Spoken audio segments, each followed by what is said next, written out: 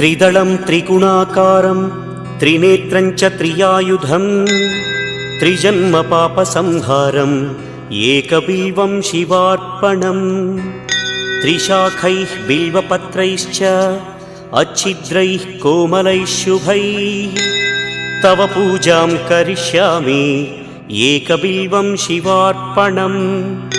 कोटिकन्या महादानं तिलपर्वतकोटयः काञ्चनं शैलदानेन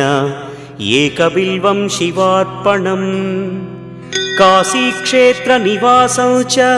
कालभैरवदर्शनं प्रयागे माधवं दृष्ट्वा एकबिल्वं शिवार्पणम् इन्दुवारे व्रतं स्थित्वा निराहारो महेश्वर नक्तं हौष्यामि देवेश एकबिल्वम्